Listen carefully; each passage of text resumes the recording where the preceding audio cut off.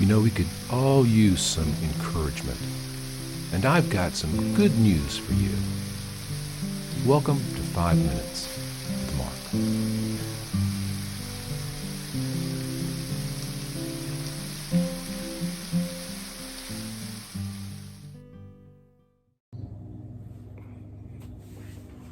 Welcome back to 5 Minutes with Mark.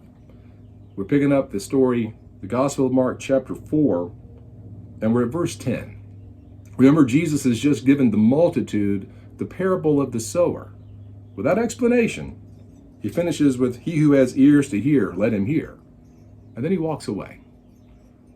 But in verse 10, it says, "But when he was alone, those around him with the 12," interesting, "asked him about the parable.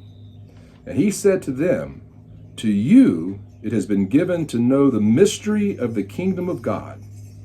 But to those who are outside, all things come in parables, so that seeing they may see and not perceive, and hearing they may hear and not understand, lest they should turn and their sins be forgiven them.'"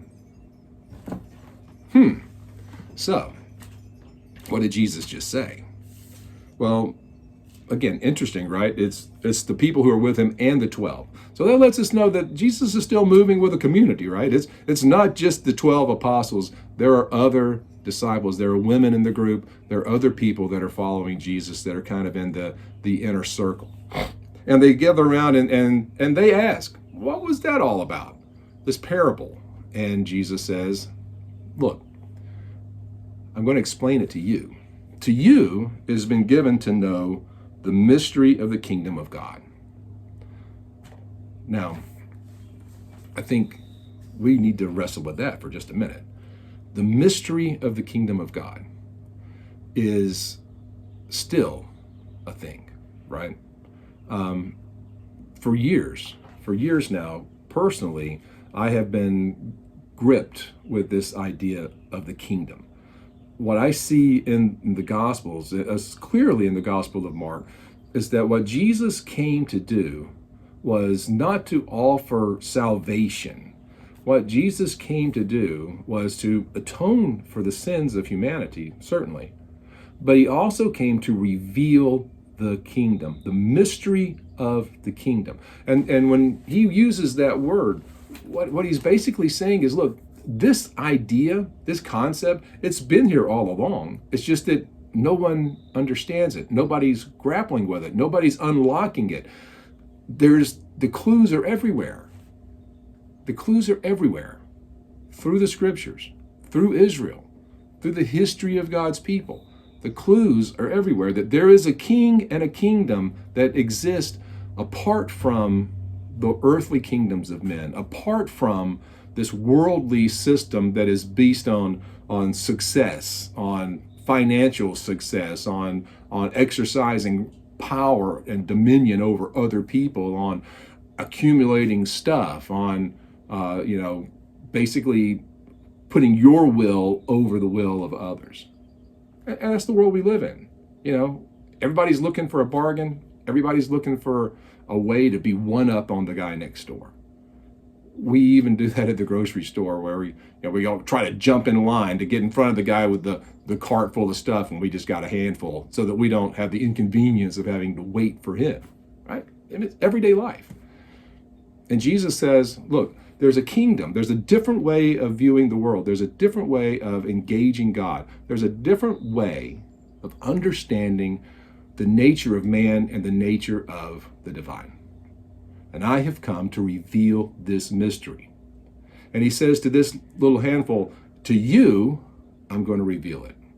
To you, it's been given to understand. To the others, to those who are outside, it comes in parables. It comes hidden in these obvious stories.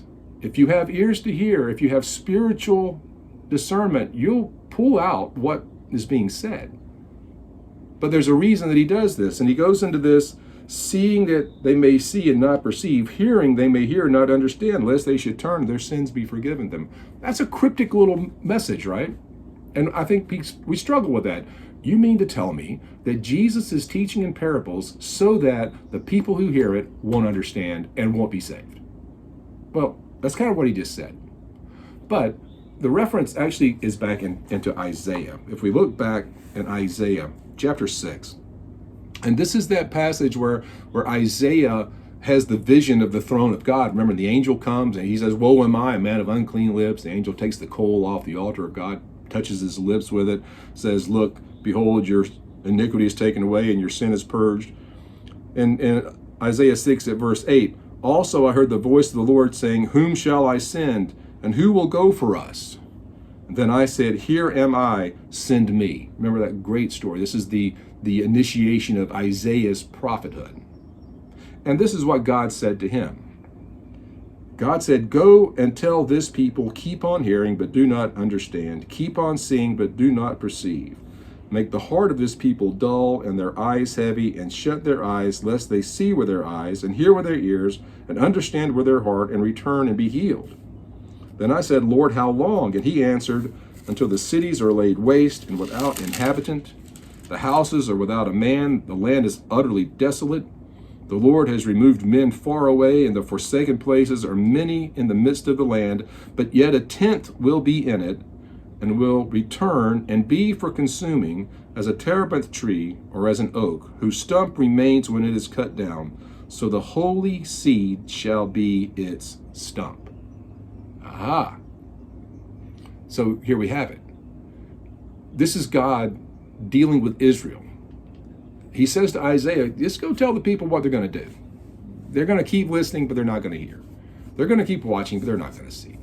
They're going to have every opportunity to turn from their sin, every opportunity to know me in a personal way, and yet their hearts are going to be hard and they're not going to do it. And ultimately, I'm going to just, destroy them or let them be destroyed.